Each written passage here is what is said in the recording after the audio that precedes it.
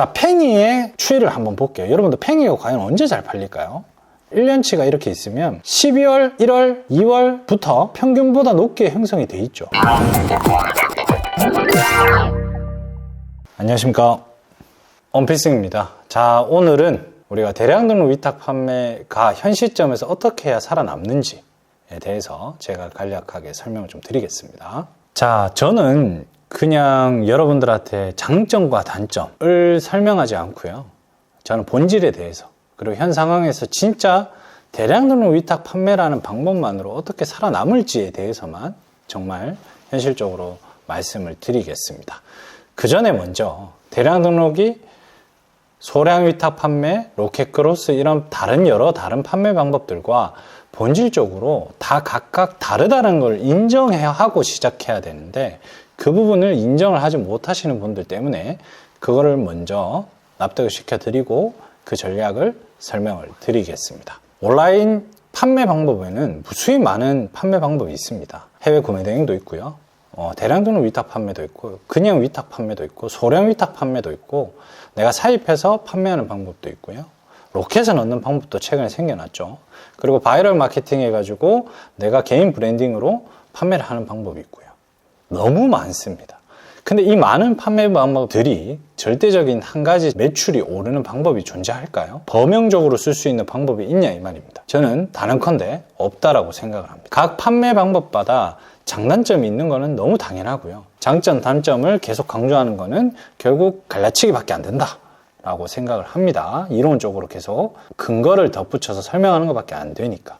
그러면 현실적으로 대량 등록 위탁 판매에서 어떤 관점으로 지금 살아남는지에 대해서 제가 설명을 좀 드릴게요. 온라인 위탁 판매가 과연 뭘까요? 온라인 위탁 판매는 핵심은 이 세 가지가 답니다. 내가 물건을 가져와서 물건을 판다. 물건을 다른 곳에서 가져와서 이 물건을 온라인 판로, 온라인에 형성되어 있는 소비자들이 물건이 사는 곳에 등록을 해서 판매를 한다. 이 큰 틀 안에서 움직이는 게 위탁 판매 또는 온라인 셀링의 거의 전부라고 해도 과언이 아닙니다. 이 큰 틀 안에서 브랜드 유통, 해외 구매 대행, 국내 위탁 판매, 제품 수입을 해서 판매를 하는 거, 그리고 뭐 아마존에 파는 거, 쇼피를 파는 거, 전부 다 이 아까 제가 말씀드린 세 가지의 흐름 안에서 거의 소싱과 판로만 달라질 뿐인 거지, 거의 다 이 흐름 안에서 논다라고 생각을 하시면 됩니다. 다시 말씀드리면 크게 다르지 않고 어렵지 않은 판매 방법인데,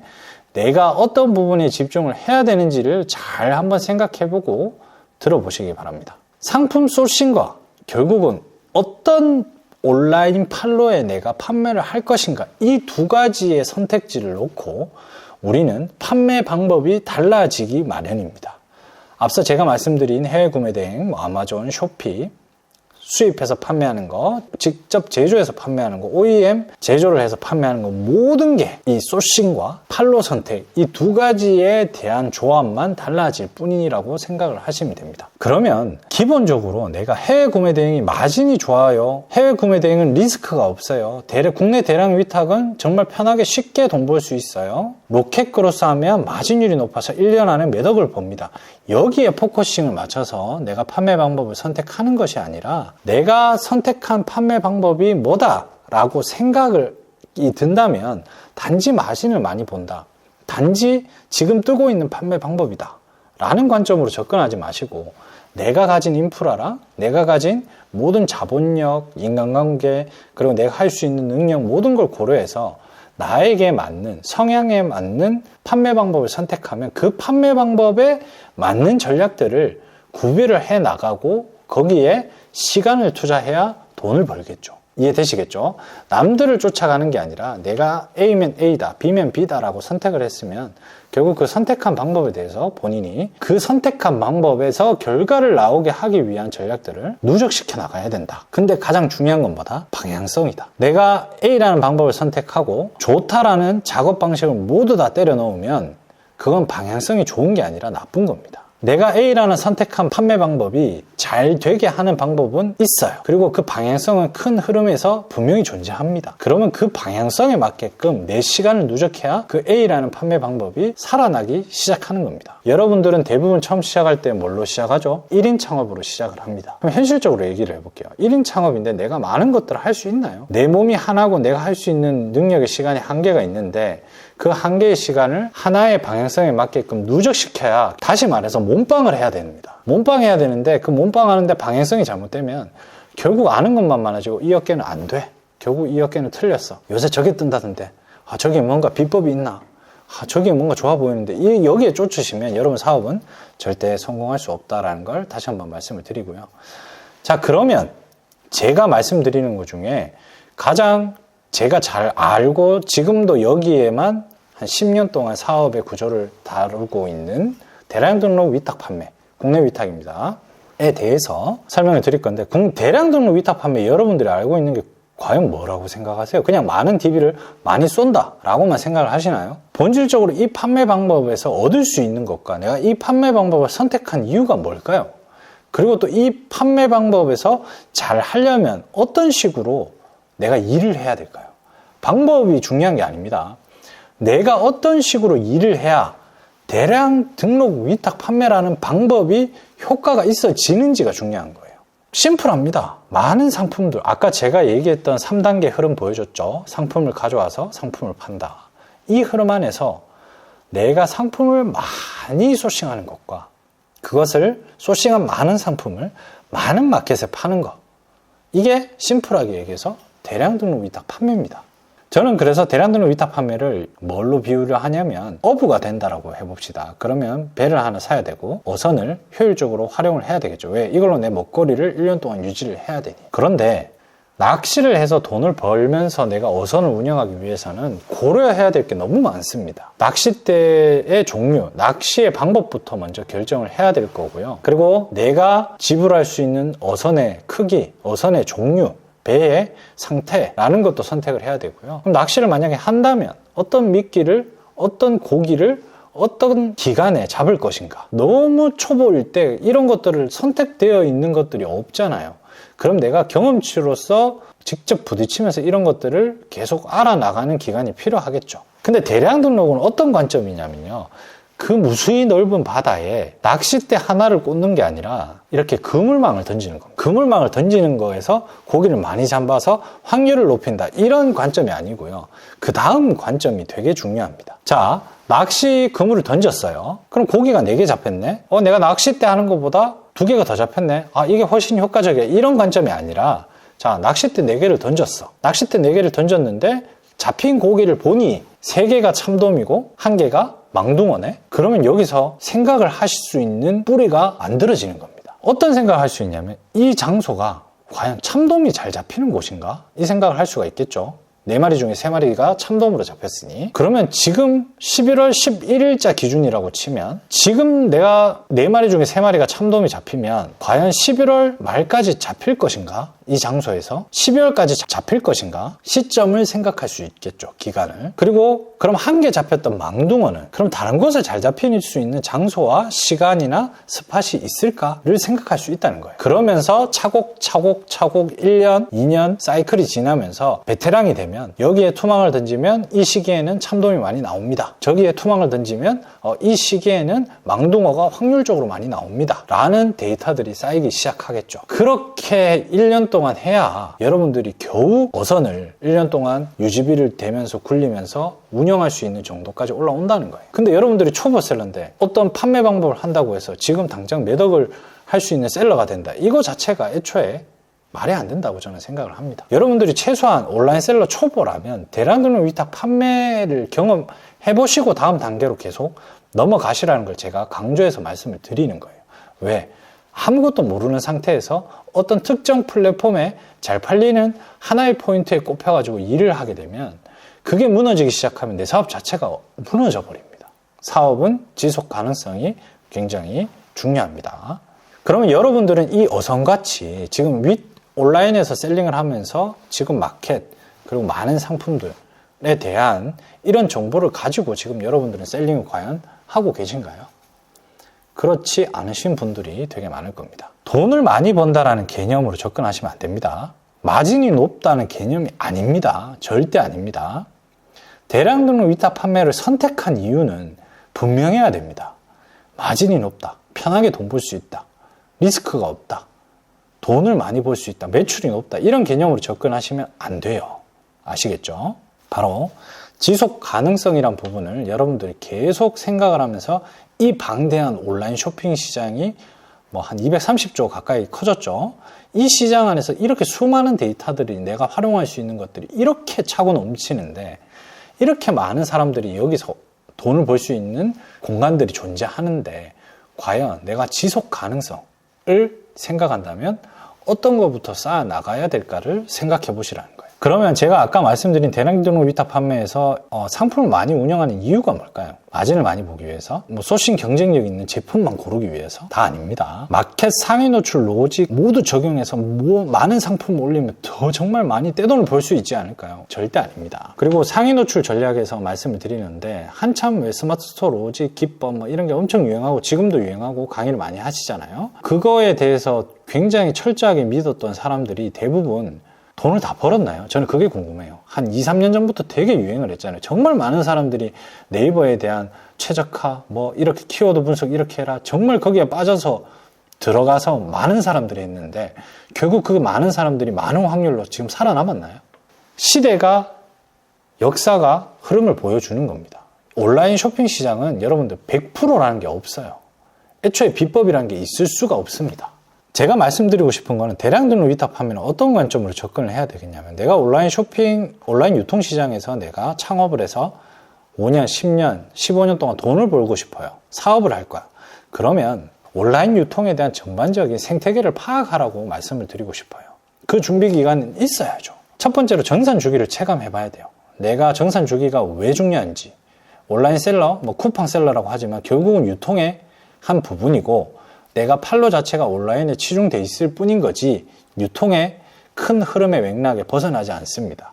유통에서 가장 중요한 거는 자금의 흐름입니다. 그 다음에 마진이 나오는 거고요. 그래서 마켓마다에 대한 정산 주기를 직접적으로 내 물건을 하면서 맞닥뜨리지 말고 한번 체감을 해보시고요. 그리고 잘 팔리는 상품을 마켓별로, 시기별로 한번 데이터를 나의 기준으로 모아보시라는 거예요. 어떤 상품으로?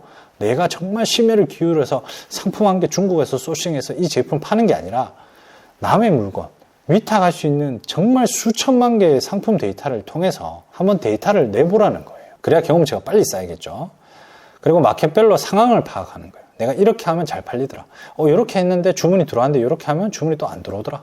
뭐 이런 것들에 대한 포인트들을 대량 등록 위탁 판매를 하면서 샘플링으로 한번 해보라는 거예요. 그리고 간혹 가다가 뭐 요거는 내가 대량 등록 위탁 판매에 적용을 해도 되겠다라고 본인 기준에 뭔가 판단되는 로직이 있으면 그것들을 샘플로 한번 해보시라는 거예요. 내 제품 없이. 이해되시겠죠? 자, 이거를 제가 왜 말씀드리냐면 우리가 이 온라인에서 돈을 버는 방법은 되게 많잖아요. 근데 내가 대량 등록 위탁 판매 마진이 적어요. 그리고 이런 준비를 하는 과정에서 내가 얻어지는 데이터들이 되게 많을 거 아닙니까? 근데 그 데이터를 얻고 나서 그 다음에 여러분들이 원하는 지금 뭐 뜨고 있는 로켓을 하든지 뭐 1688 해외 구매 대행을 하든지 해 나가시라는 거예요. 하지 말라는 게 아니라 온라인은 두 개 다 해도 됩니다. 근데 이런 국내에서 내가 CS도 편하고 이런 모든 것들이 관리가 잘 되는 곳에서 내가 한 달에 리스크 없이 200에서 한 500만 원 정도의 수익을 못 만들어내시면 다른 어떤 판매 방법을 해도 만들어내기가 힘들어요.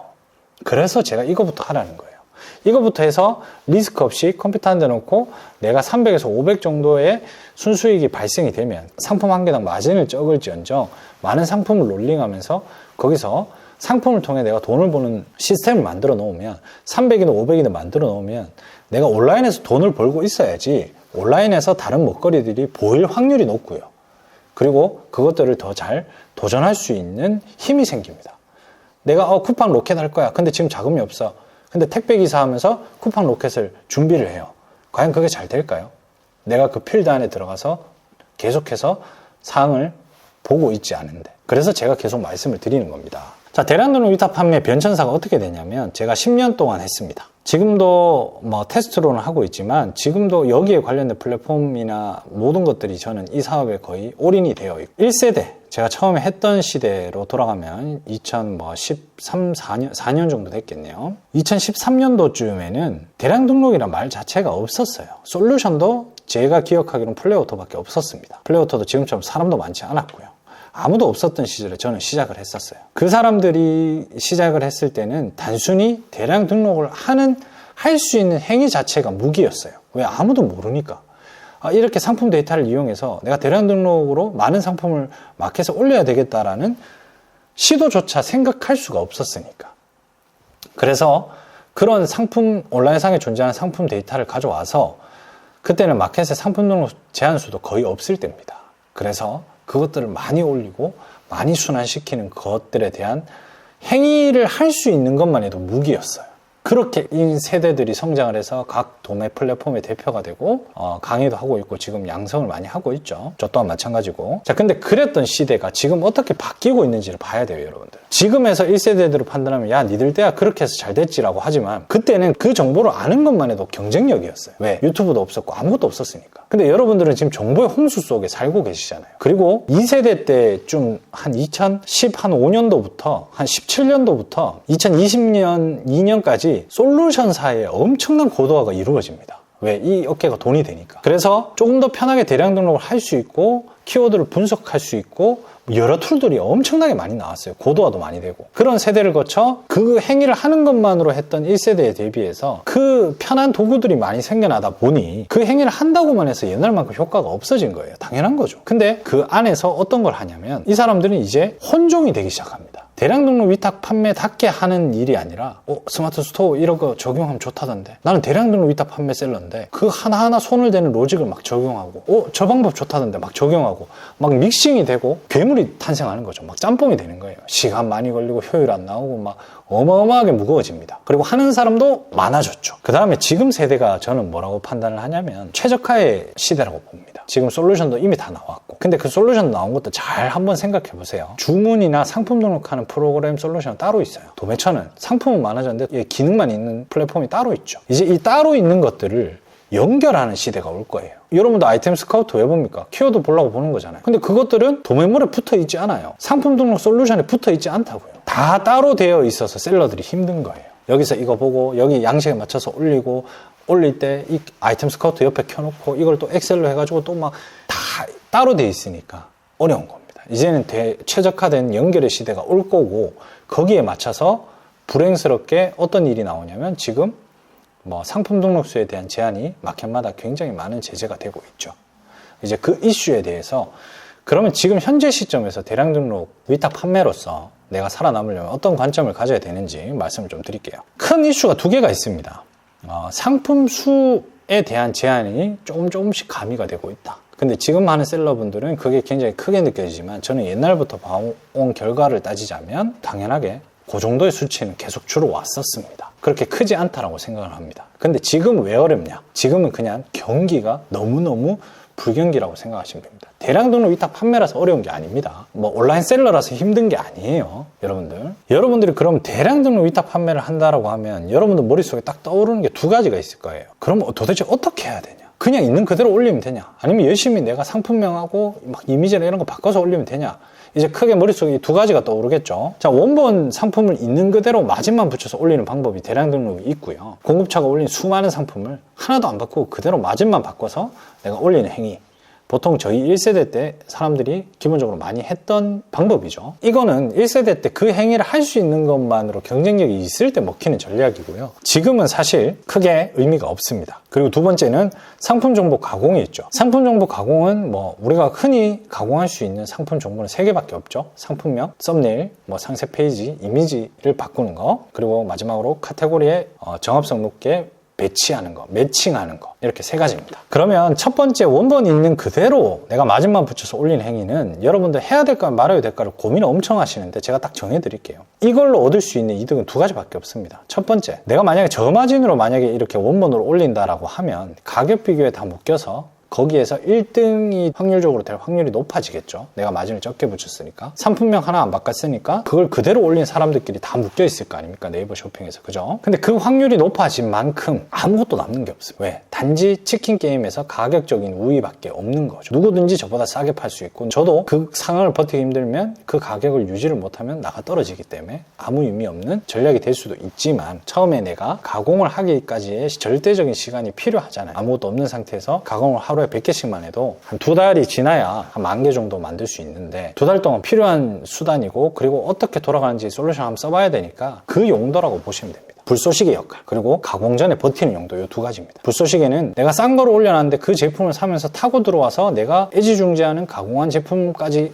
구매하는 케이스도 소수 있습니다. 내가 한 판매자 아이디에서 막 예를 들어 5,000개를 상품을 등록할 수 있다라고 하면, 다른 곳에서 내가 가공한 거는 1,000개밖에 안 되더라도 나머지 4,000개가 무가공으로 이렇게 올리더라도 이 4,000개에서 판매가 활성화가 되면 나머지 1,000개 올린 제품에 대해서 약간 되게 좋은 영향이 가는 거는 확실합니다. 그거는 피부로 느끼고 많은 사람들이 그 전략을 쓰고 있기 때문에 반증이 되는 거고요. 그래서 이런 역할로 내가 가공한 제품을 더 잘 팔리게 하기 위한 그냥 불쏘시개 역할, 깔아주는 역할 정도고, 가공 전에 버티는 용도라고 생각하시면 되고요. 두 번째는, 내가 만약에 원본을 고마진으로 올린다라고 하면 가격 비교에 묶여서 최저가로 주문 들어올 확률은 없겠죠. 그렇다면 그냥 마켓마다 이 시기에는 이 제품이 좀 팔리는 갑네, 이 시기에는 이 제품에 트래픽이 있네 정도의 판단 기준을 내리기 위한 데이터 수집용으로 시장 반응으로 인지를 하시면 될 것 같습니다. 그러면 상품 정보 가공을 따지고 보면 이제 크게 상품명하고 썸네일을, 이미지랑 카테고리 3개를 많이 가공을 하시는데, 자, 대량 등록 위탁 판매에서는 효율이 가장 중요합니다. 왜? 내 몸은 하나고, 내가 일하고, 내가 지시하고, 내가 CS하고, 내가 돈 투자하고, 내가 의사결정합니다. 1인 창업자들은 혼자 대표지만 혼자 실무자예요. 그렇기 때문에 내가 효율이 없다고 판단되면 이 사업 자체를 접을 수가 있습니다. 그래서 내가 나에게 납득할 수 있을 만한 방법으로 일을 잘 시키는 게 가장 중요합니다. 3가지 가공 중에서 3가지 다 하는데 시간이 적게 걸린다라고 하면 3가지 다 하는 게 무조건 좋죠. 왜? 다 달라 보이게 다른 제품으로 내가 탄생시키는 거니까. 나만이 가진 제품처럼 되는 거니까. 제일 좋은데, 시간을 잡아먹는 괴물이기 때문에 여러분들이 여기서 우선순위를 정해야 됐다는 것이죠. 저는 이렇게 얘기를 합니다. 상품명 먼저 다 빠르게 바꿔라. 왜? 썸네일 이미지랑 카테고리 매칭하는 거는 상품 한 개만 하더라도 굉장히 많은 시간이 걸립니다. 근데 그걸 왜 하냐 물어보면, 다른 상품들과 달라 보이게 하기 위해서라고 대답을 해요. 근데 달라 보이는 거는 애초에 소비자들이 내 물건을 살 때 키워드를 치고 리스팅되는 제품에서 사기 때문에 먼저 키워드를 치는 행위를 먼저 합니다. 그럼 그 키워드 칠 때 내가 상품명만 다르게 바꿨다면 어차피 다른 곳에서 경쟁을 합니다. 그렇기 때문에 가장 효율 좋은 건 상품명을 바꾸는 게 가장 빨리, 일이 쉽고 빨리 되니까 이 양을 늘리고 그 다음에 주문이 들어온 것들에 대해서 썸네일 이미지 가공이나 카테고리 재매칭을 진행해라 라고 했습니다. 왜? 시간이 많이 걸리니까요.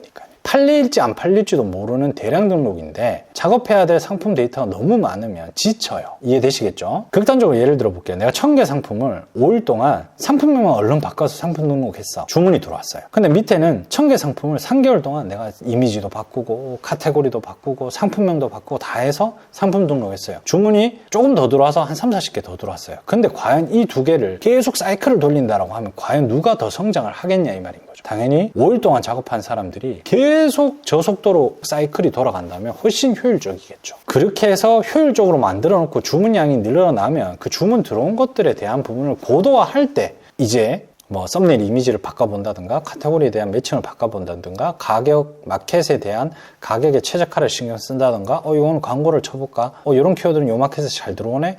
이런 데이터들이 계속 상품 등록할 때 고도화에 근간했던 데이터들이 계속 추가가 돼서 저 빠른 사이클에서 20개씩 주문 들어오는 것들의 증가 속도가 더 커지게 됩니다. 주문이 들어온 거는 확실히 이게 반응이 있다는 반증이니까 그거 기준으로 계속 판단하고 이러지 않을까 저러지 않을까 테스트하면서 계속 내가 저 사이클을 빨리 돌리고 반영을 하면서 빨리 돌아간다면 내가 올리기도 전에 이러면 좋다던데 썸네일 가공 이렇게 해야지 뭐 카테고리 매칭 이렇게 해야지 여기 작업에 부하가 확 걸린 채로 딱 올렸는데 주문이 안 들어오면 그 다음부터는 엎어지는 거예요. 그래서 제가 맨날 말하는 게 있어요. 1인 창업자는 시간의 효율화를 잘해야 된다. 왜? 지속 가능성을 유지하기 위해서. 근데 요즘에 그럼 제가 이제 방향성을 드릴 건데 효율적으로 내가 이 세 가지를 다 할 수 있고 시간을 정말 절약할 수 있다면 이 세 개를 다 하는 게 맞겠죠. 그래서 지금 문제점과 기회에 대해서 먼저 말씀을 드리겠습니다. 2024년 11월 기준입니다. 자, 그러면 지금 상황에서 우리가 어떤 걸 해야 되냐? 뭐 옛날처럼 사업자 100개를 내고 대량 등록을 할 수 있는 시절이 아닙니다. 이건 팩트 체크입니다. 이거는 지금 우리가 사업자를 100개 내도 G마켓 옥션에서 사업자 동일 명의의 사업자는 3개밖에 등록이 안 됩니다. 뭐 이거를 뭐 여러분들이 거스를 수는 없겠죠. 우리가 판매하는 마켓에서 그러니. 근데 이제 다른 마켓들은 아직까지 제재가 없지만 사업자를 많이 쓰려면 관리 포인트가 엄청 많이 늘어납니다. 그게 아무리 좋은 프로그램이라도 기장하고 세무 처리하는데 계속 효율이 좋을 수가 없는 판매 방법으로 기결되고 있습니다. 옛날이랑 달라요. 지금 점점 대량 등록 위탁이 힘들어지고 있다는 관점을 제가 해결책을 드리려고 이 말을 드리는 겁니다. 여러분들이 힘든 건 뭡니까? 마켓 상품 등록수 제한이 생기고 사업자도 이제 G마켓 옥션이 제한이 나오는데 이거 이제 대량 등록 끝난 거 아니에요? 많이들 물어보시죠. 그 관점을 제가 깨드리려고 말씀을 드리는 겁니다. 이해가 되시겠죠? 그리고 이 위기만 있냐? 아니요, 기회도 있어요. 지금 네이버 쇼핑이 개선이 됐죠. 개편이 됐고 플러스 스토어로 개편이 되고 나서 이 플러스 스토어에는 구자 자체가 가격 비교랑 플러스 스토어 구자가 따로 구분이 되어 있습니다. 그리고 일반적으로 키워드를 검색해서 플러스 스토어에서 검색을 하면 기본적으로 가격 비교에 묶이지 않고 플러스 스토어에 나오는 제품들은 스마트 스토어로 등록한 상품들의 구자만 노출되도록 지금 현재 되어 있습니다. 그리고 나서 내가 옛날에 네이버 쇼핑 화면 가격 비교로 넘어가겠다고 하면 가격 비교 탭을 한번 눌러서 들어가야 옛날 화면이 나옵니다. 다시 말해서 소비자들이 물건을 살 때 키워드 검색에서 플러스 스토어로 먼저 보고 가격 비교를 먼저 누르는 이 진입 장벽이 생겼습니다. 결국 스마트 스토어로 올린 것들은 가격 비교에 묶이지 않고 자연스럽게 풀어져서 지금 노출되고 있는 상황입니다. 다시 말씀드리면 스마트 스토어로 올린 물건이 네이버에서 훨씬 더 많이 노출되는 구자가 많아졌다는 거. 옛날에 내가 1000개에서 100개가 묶이면 901개의 제품만 노출되는 거나 다름이 없잖아요. 그죠? 100개가 다 묶여버렸으면. 근데 지금 1000개 올리면 다 1000개가 째져서 올라갑니다. 나랑 똑같은 제품을 올리고 똑같은 가격으로 올려도 그것들이 각각 노출되는 구자가 많아졌다는 얘기죠. 그러면 이제 썸네일의 싸움으로 바뀔 것이고 썸네일을 남들과 동일시해서는 답이 없다. 왜냐하면 노출 구자가 많아졌고 가격 비교에 묶이지 않고 쭉 다 똑같은 제품이 풀려서 보일 건데 거기서 썸네일의 경쟁력을 조금이라도 더 가져야 내가 마진을 많이 볼 수 있는 이유가 되지 않을까라는 생각을 합니다. 그래서 위기는 마켓 제한수, 기회는 네이버의 개편에 대해서 현재 시점으로 해결책을 좀 드리도록 하겠습니다. 지금 보시면 속옷 정리 파우치라는 걸 제가 쳤어요. 지금 속옷 정리 파우치라는 걸 제가 한번 쳐볼게요. 네이버에서 지금 PPT를 가져왔는데 그거 말고 실질적으로 한번 보여드리겠습니다. 자, 플러스 스토어에 속옷 정리 파우치를 쳤습니다. 자, 쉽게 설명을 드리면 여기 지금 보이시죠? 제품이 완전 똑같은데 옛날 같았으면 이 화면이 가격 비교에 묶여서 안 보였다고요. 제품 하나의 덩어리로만 보이고 판매처, 백매꽃 이런 식으로 보였다고요. 그래서 이 화면 자체가 이렇게 지금 똑같은 제품들이 엄청 많이 보이죠. 지금 보이시는 바와 같이. 그럼 이 제품들은 다 뭐냐? 스마트 스토어로 올린 물건들은 지금 이 플러스 스토어 구간에서 이렇게 펼쳐져서 보이게 됩니다. 그만큼 지금 노출 구자가 엄청 많은 거 보이죠? 이게 다 옛날 같았으면 다 묶여가지고 한 개의 구자로 가격 비교에 묶여서 덩어리로 보였던 것들이 이렇게 풀어져서 보여집니다. 결국은 여러분들 같았으면 이 제품이 마음에 들어서 살 거면 이 지금 눈으로만 봐도 썸네일이 다 똑같은데 비싼 걸 살까요? 안 사겠죠. 그래서 썸네일의 최적화가 어느 정도는 필요하지 않나 라고 생각을 하는 겁니다. 그러면 대량 등록 위탁하면서 아까 이미지 바꾸는 건 나중에 하라며 시간 때문에 그거에 대한 해결책을 말씀을 드리겠습니다. 자, 여기서 우리가 옛날 화면을 한번 볼까요? 가격 비교를 검색을 하면 어떻게 됩니까? 옛날 화면을 보면 아까 같이 이렇게 54개가 풀어져서 보이던 게 이렇게 한 개 구자로 다 묶어버립니다. 이해가 되죠? 그럼 여기서는 치킨 게임밖에 안 되는 겁니다. 싼 애들이 잘 팔릴 수밖에 없겠죠. 지금 여기 보이시죠? 59개, 38개, 27개, 248개, 21개 다 가격 비교에 묶여버렸습니다. 근데 이 화면이 아까 보셨다시피 이렇게 바뀐 겁니다. 지금 스마트 스토어로 올린 제품은 이렇게 구자가 펼쳐져서 보인다. 뭐 G마켓 제품도 여기는 안 보이고요. 쿠팡 제품도 안 보입니다. 네이버에서. 그럼 이게 여러분들 네이버의 트래픽이 얼마나 큰지는 아실 거 아닙니까? 그죠?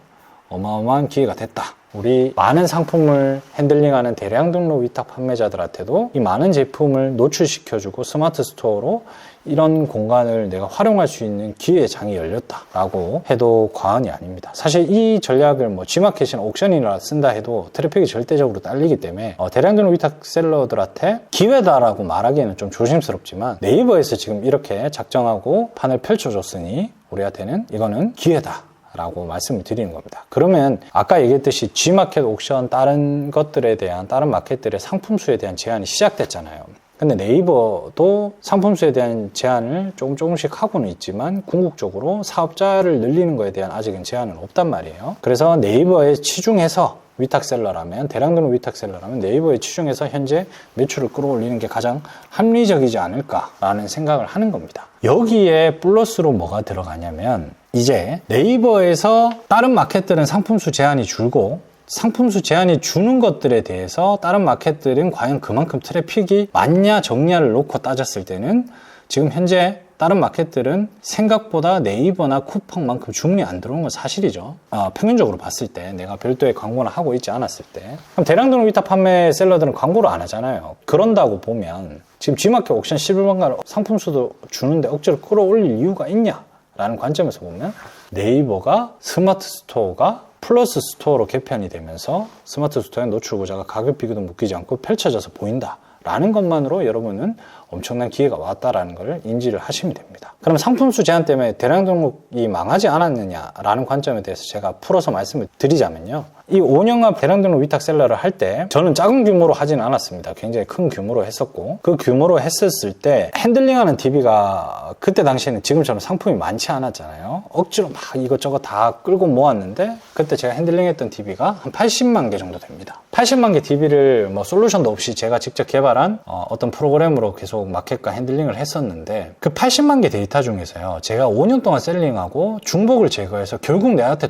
주문이 들어왔던 데이터를 발라내면 총 몇 개가 되는지 아십니까, 여러분? 한 13,000개 정도밖에 안 됩니다. 결국 80만 개를 올려서 13,000개를 얻었던 거죠. 나머지 한 79만 개, 70만 개는 이 13,000개를 얻기 위한 방법인 거예요. 예를 들어 옛날에는 그게 효율적이었어요. 내가 80만 개 사업자만 늘리면 80만 개, 100만 개를 때려 넣을 수 있던 시대가 있었으니 그렇게 해서 내가 10,000개를 추려내는 게 굉장히 효율적인 시대였습니다. 그건 팩트입니다. 근데 지금 시점은 옛날과 똑같은 효율이 나기가 현실상 조금 어려운 건 사실입니다. 그렇다면 우리가 뭘 해야 될까? 지금 기준으로요. G마켓 옥션 뭐 줄어서 힘들어요라고 하지만 지금 기준으로 초보 셀러가 6대 오픈마켓 가입해서 등록할 수 있는 상품수 줄었다 해도 한 3만 개에서 한 3만 5천 개 정도 될 겁니다. 충분합니다. 근데 옛날처럼 80만 개를 핸들링해서 10,000개를 얻기에는 무리인 건 사실이죠. 그러면 우리는 결국은 이 10,000개 얻기 위한 싸움인 건데 옛날처럼 80만 개를 핸들링하는 게 효율적인 시대에는 그렇게 했다라고 하지만 지금은 이 10,000개를 얻기 위해서 3만 개를 가지고 핸들링을 해야 된다는 거죠. 조금 관점이 달라진 겁니다. 그럼에도 불구하고 많이 쏘고 많이 등록하고 많이 진행하는 거는 대량 등록 위탁 판매에서 불변의 진리이긴 하지만 관점 자체를 조금 더 다른 곳에 포커싱을 둬야 될 때가 온 거예요. 결국은 10,000개 얻는 싸움에서 80만 개를 핸들링해서 10,000개를 얻는 효율적인 시대가 아니니 3만 개를 해서 10,000개를 얻을 수도 있어요. 대신에 시간이 오래 걸리겠죠. 3만 개라는 룸으로 10,000개를 얻기까지는. 옛날에 80만 개에서 10,000개를 뽑았기 때문에. 그러면 3만 개에서 어떻게 내가 10,000개를 뽑냐라는 관점을 보면 결국 그냥 80만 개를 디립다 막 내가 어떤 상품 파는지도 모르게 막 쏘는 게 아니라 그나마 현재 11월 27일인데 11월 27일 기준으로 잘 팔릴 만한 것 12월 달에 잘 팔릴 만한 것들을 지금 기점에 올려놔야 이 3만 개라는 효율을 굉장히 좋게 쓰지 않을까 하는 겁니다. 옛날에는 무지성으로 그냥 끌고 올 수 있는 모든 제품을 80만 개를 핸들링해서 10,000개를 뽑았다면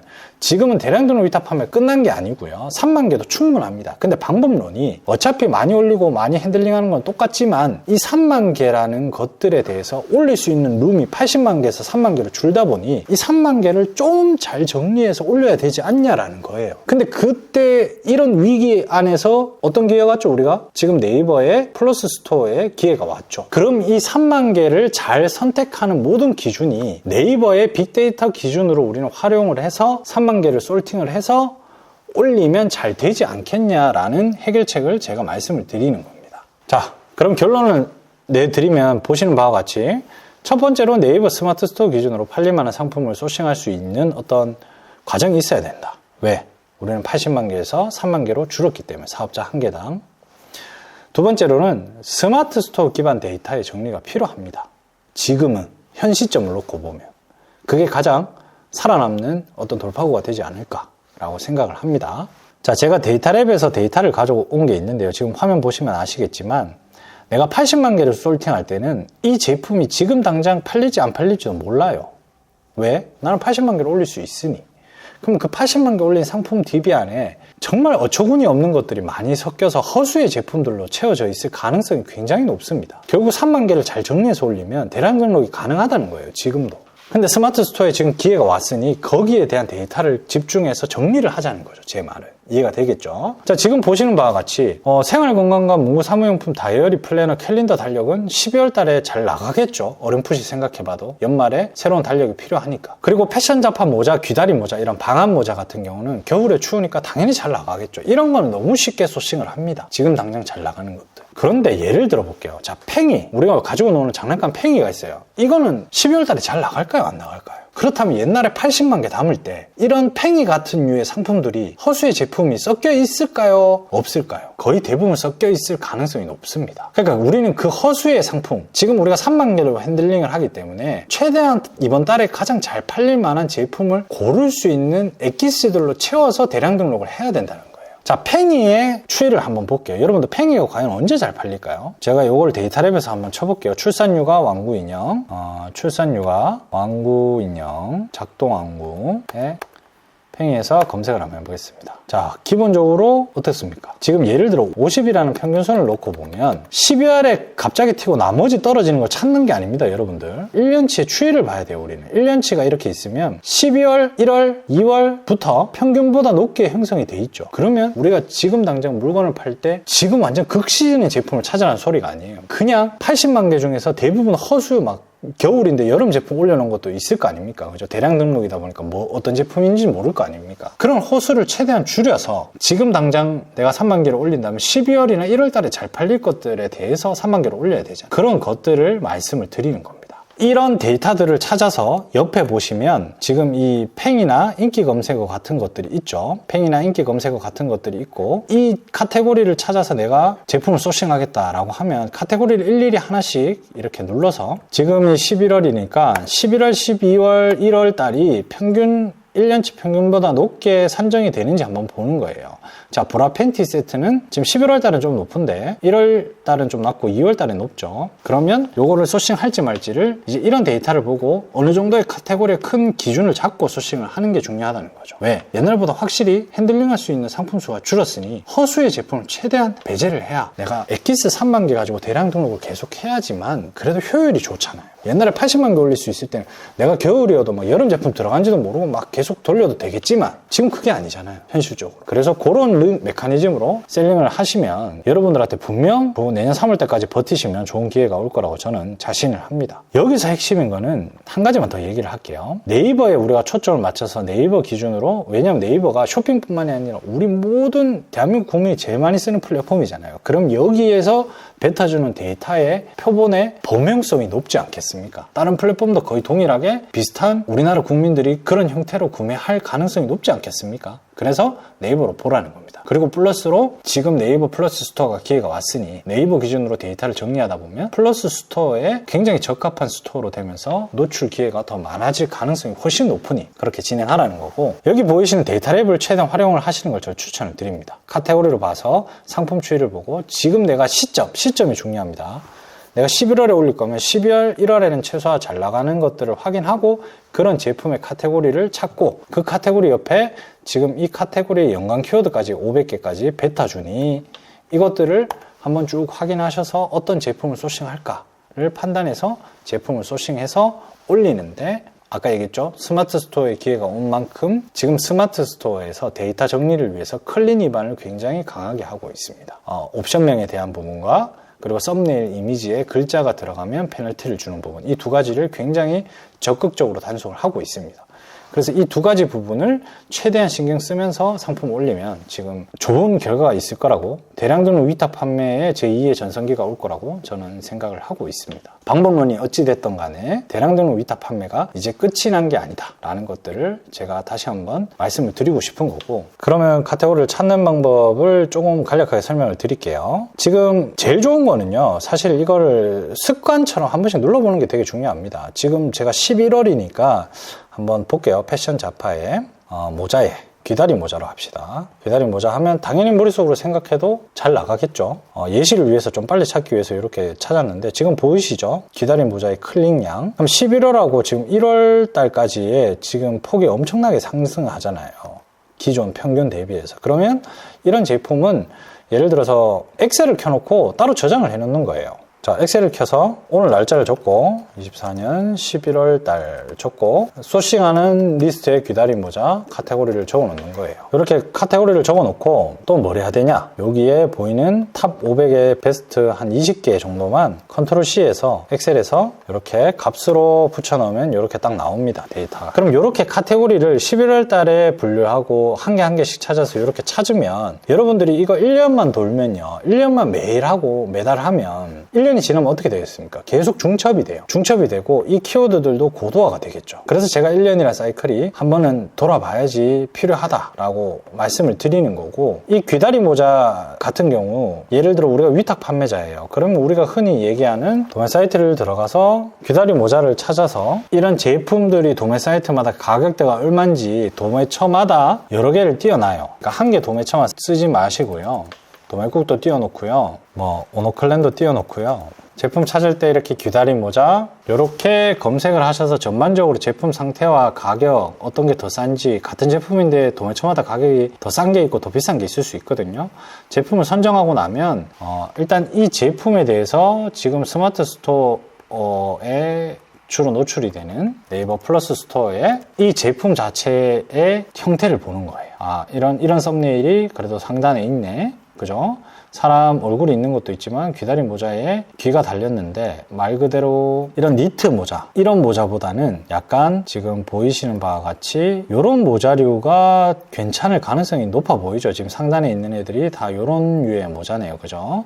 내피랑 외피가 좀 다른 것들, 요런 것들이 보이니까 요런 것들 위주로 좀 찾아서, 네이버가 이거 플러스 스토어는요, 로직이 엄청 고도화되어 있습니다. 얘네들 빅데이터 기반으로 그냥 대충 상품 있으니까 올려주고 이러려고 만든 게 아니라, 이 플러스 스토어 기반이 뭐냐면 나중에 배송비도 가고 뭐 요금제도 달 거고, 그 다음에 뭐 새벽 배송 이런 것도 골라서 할 거고, 초개인 알고리즘의 근간이 되는 핵심이 이제 플러스 스토어에 다 있는 건데, 얘네들이 어떤 키워드를 검색했을 때 광고를 제외하고는 이 상단에 있는 이유가 있을 거거든요. 뭐 구매 후기가 좋다든지 트래픽이 좋다든지 뭐 여러 가지 이유로 그런 기준으로 배치를 했기 때문에 위에 있는 애들의 제품군을 한번 쭉 보시고 소싱을 하시면 되고, 이런 식으로 카테고리를 일일이 하나하나씩 한 번씩 눌러보는 습관이 되게 중요합니다. 한번 볼까요? 스포츠 레저, 캠핑, 아무거나 찍어볼게요. 캠핑 매트. 자, 이렇게 검색하면 이 데이터를 잘 봐야 돼요. 이거는 이때 뜨네, 4월에서 5월에만 뜨네, 그럼 이때 팔아야지라고 생각하면 안 됩니다. 이 데이터는요, 어떤 걸 검색해도 조회량은 다 다르고 클릭량은 다 다를 건데, 이 100이라는 비율로 환산해서 그래프를 던져주는 겁니다. 그래서 이 50선을 잘 봐야 돼요. 내가 지금 11월이면 11월 1월까지 50선보다 위에 있냐 밑에 있냐만 보는 거예요. 이건 약간 전반적으로 밑으로 떨어지는 경향이 있죠. 그러면 어떻게 한다? 이거는 웬만하면 소싱을 하지 않는다. 그래서 카테고리를 먼저 찾고 이 50선 기준으로 데이터를 판단해야 돼요. 그래프의 꼭지가 여기 있다고 해서 여기 5월이네, 5월에만 팔아야지 개념으로 접근하시면 안 되고, 이 데이터를 근간으로 해서 내가 활용을 다르게 해야 된다는 거죠. 그리고 연관 제품들을 내가 못 찾겠다고 하면 옆에 인기 검색어 이런 것들을 다 여기서 보시면 되고, 이렇게 카테고리를 엑셀로 정리를 하면서 계속 자신만의 소싱 추이를 뭔가 좀 고도화시키는 나만의 데이터베이스를 만드시면 돼요. 누구도 안 하니까. 이런 귀찮은 일을 잘 안 하겠죠. 근데 이거는 근본적으로 보면 이 카테고리를 찾고 상품을 찾아가는 과정이기 때문에 이런 솔루션을 쓰시면, 제가 다른 방법을 하나 추가적으로 말씀을 드리면, 이런 것들이 다 상품마다 정리가 되어 있는 솔루션이 있습니다. 이 솔루션은 일단은 기본적으로 횟수에 따라서 무료로 다 주는 거니,